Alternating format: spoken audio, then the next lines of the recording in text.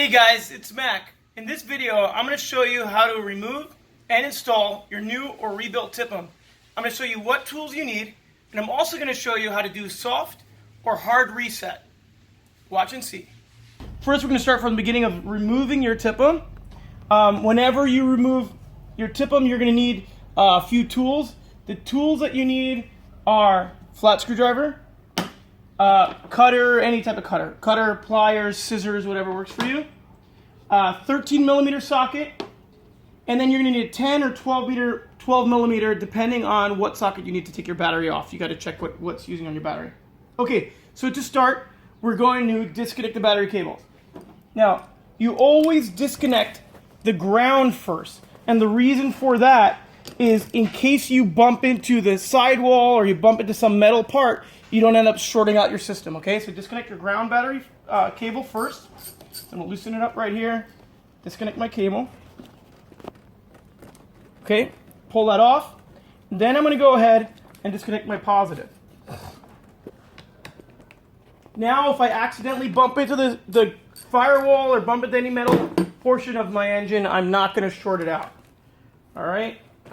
Okay, got it off. Now I'm gonna connect the two cables. I'm going to tie the cables together like you've seen us mention on our website and on YouTube and other locations. All right, I'm using a zip tie because you can actually reuse them if you use it backwards. Just put your zip tie in.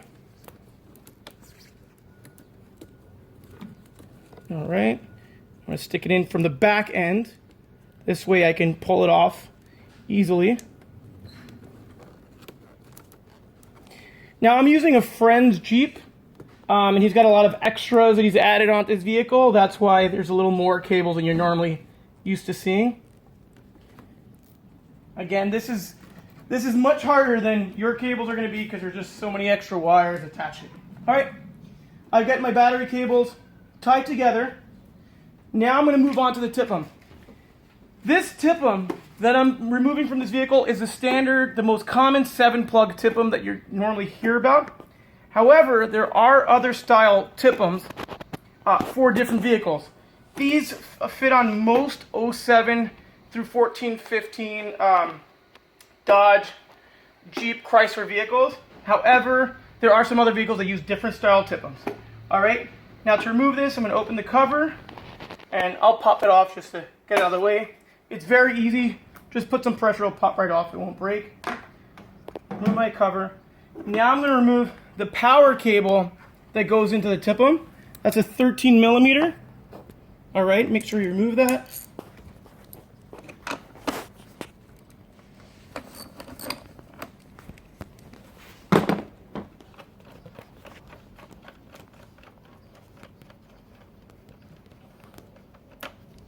Okay, now, and keep in mind, your Tipm might not be in this exact location. This is a Jeep Wrangler again. I believe it's a 2015, 14. It's a 2014 or 15 Wrangler. And again, your vehicle may have it in a different location and maybe on the other side. But this is the general idea. This is exactly how you will do it if you have this style Tipm. Okay, so remove my power cable. Now I'm going to go ahead and disconnect the tabs that are holding the Tipm down. So they're literally just held down by 4 tabs. All you got to do is stick your flat screwdriver in between. So it will bend the tab backwards to loosen that, and you'll see it easily slides up. Okay, this is something you can easily do yourself. And once again, I'm going to do that in the back. Slide it up. Okay, and just try to keep, you can hold it up with one hand as you maneuver the other side. I've got all 4 loose, okay? It's as simple as that. All right, dealers are going to charge you hundreds of dollars to do this. You can absolutely do it yourself, and you do not need to get this program by the dealer. 99.99% of the time, you do not have to go there and get it done, reprogrammed. All you need to do is this hard reset, which I'm going to show you in this vehicle, okay? So we're gonna go ahead now and remove the plugs from the Tipm. Okay. Now they have each plug has a locking tab on it. That's this red little tab. So you're going to push the locking tab up. Okay, then you're going to press. You'll see under this lever, there's another tab. You press, and you're going to pull the lever off. Okay, once you got it loose like that, we're going to rock it. Okay, and just slowly pull the lever as you're rocking it, just so you don't break anything. Okay, you don't want to break the pins or anything that's holding it. Something important to know: these are all these plugs are unique to their slots, so you don't have to worry about marking them and trying to remember where they go. They will only fit into one place, and they're color coded as well. All right, so it's pretty easy. You really can do this yourself. The main thing you're going to want to keep in mind is you're going to move, depending on your vehicle, depending where the Tipm is situated, you're going to move along and pull out those plugs accordingly. All right, I put the lever, push the locking tab up, I press the little lever, and then I'm going to pull on this larger lever, and again, rock the plug as I remove it from the slot. Okay, it's as simple as that. I've got these two out. Now, again, on this vehicle, because of the angle, I'm going to now move to this side. All right. That one just comes right out. The center one, this middle one, now this middle plug is the one, and you're going to, once you remove the locking lever, you're going to press, there's a little, can you see that right there?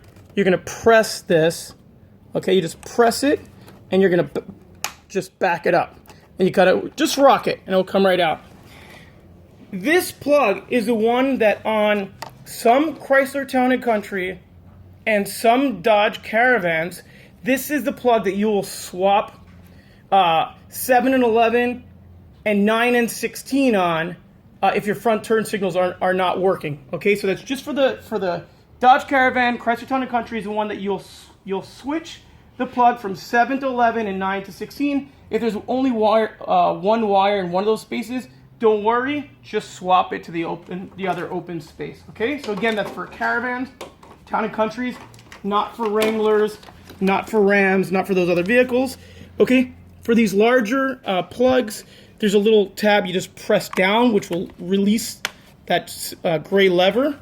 Once it releases it, I'm going to pull that lever and just rock it so I don't break anything.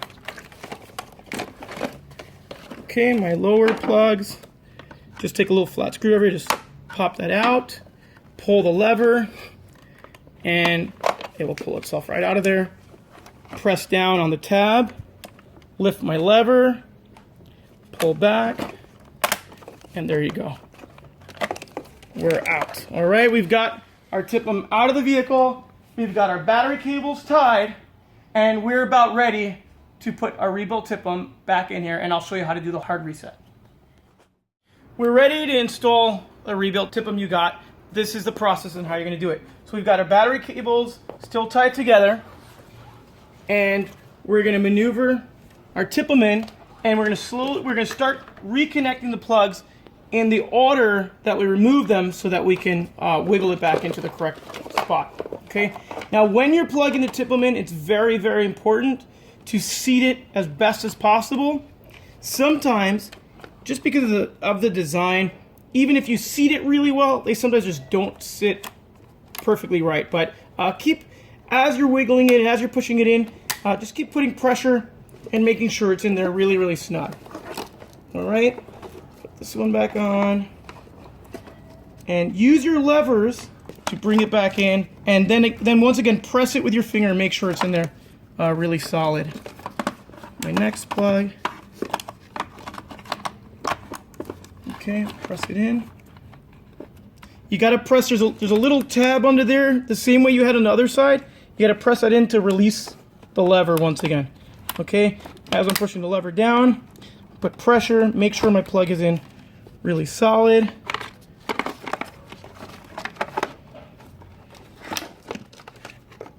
Okay, put this one in, press down your red locking tab, push it in. Okay, and like I said, these are color coded. We've got green and blue, and again, they'll only fit in their spot. Should I'll put the lower one first.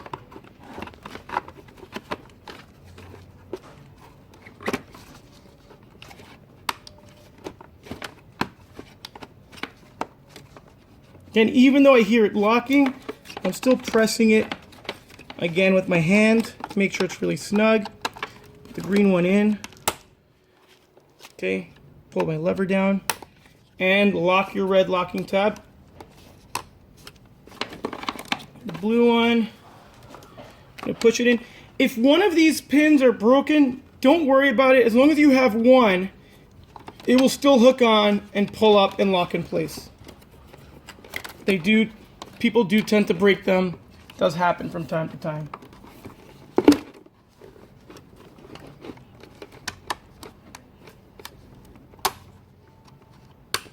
Okay, push it in, locking tab, and we're in. All right, let me make sure I've got my power cables out of the way.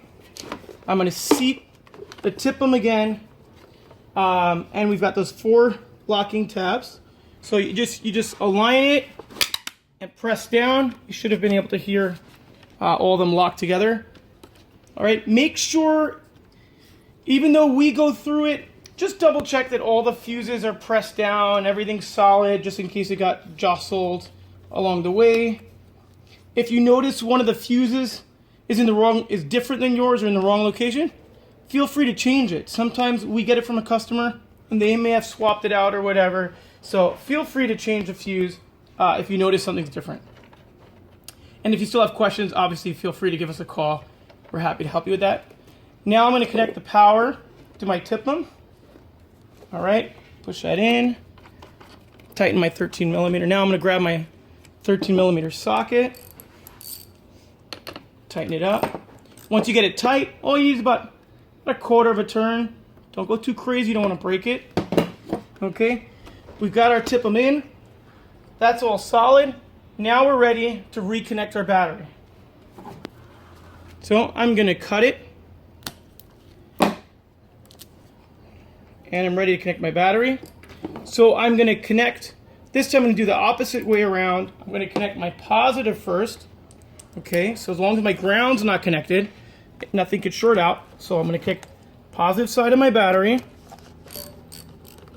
Okay, if I accidentally touch it, nothing will short. Got my positive type. And now I'm going to connect my ground. Put your ground on. I don't know if you saw there was just a little spark, that's fine. Battery connecting. All right. Got my battery all tight. Can put the lid back on my Tipm. Okay, it just presses right in.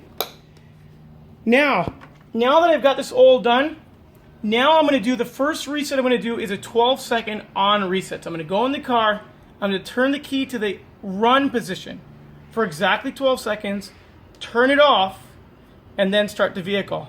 All right, come along, I'm going to show you how to do it right now. Now my friend is doing some work on his vehicle, that's why some other stuff is disconnected, but the object of this video is to show you how to remove and install your rebuilt Tipm and do a hard reset. Okay, so I'm going to take the key, I put the key in, I'm going to turn it to the run position. Now I've got a stopwatch, if you can use your phone or whatever it is. I turn it to the run position. 1, 2, 3, 4, 5, 6, 7, 8, 9, 10, 11, 12. Turn the key off, okay? It's off, and now I'm ready to start.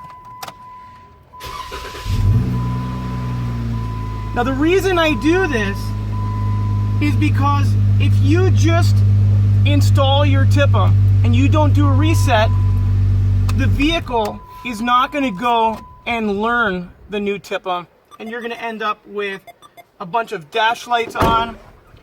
Your dash will look like a Christmas tree. So the reason we're doing this reset is to avoid having to go to the dealer and have them do their so-called programming, which basically they're running through the system and turning everything on and off. So we're avoiding spending hundreds of dollars at the dealer. That's why we're doing this. So you first try that. If you've done that and you did everything correctly and you still have issues, then you can go ahead and do the overnight battery hard reset. And I'm going to show you how to do that in just 1 minute.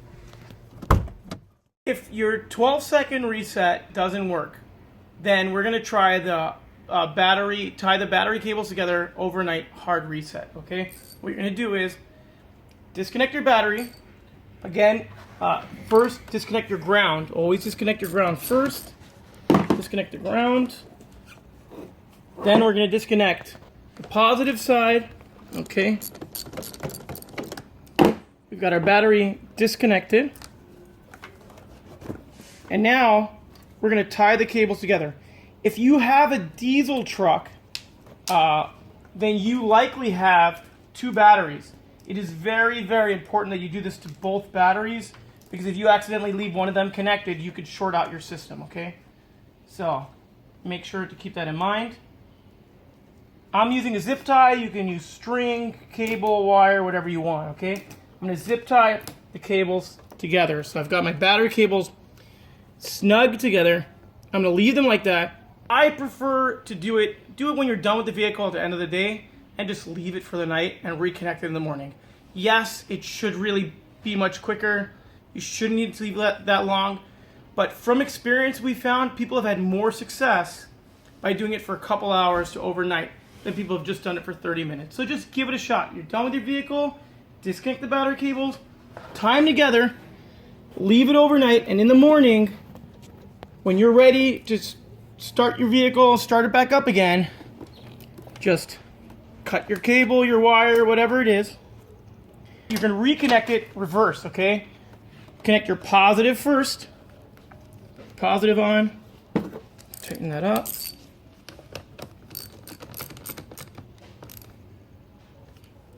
And your ground. Okay. The reason you're doing this is if you have your fuel gauge is not working, your speedometer is not working, check engine light, ABS light, brake light, you've got a bunch of lights on your dash, your speedometer, fuel gauge is not working, some things are just not working correctly, your front window's not working, your front door lock's not working, but other things are working, give this a shot, especially if your radio is not working, your backup camera's not working. That's very common when you first install a rebuilt or even use Tipm. So you're going to go through this process, you're going to try this hard reset. 9 out of 10 times, this will clear everything up and you'll be good to go.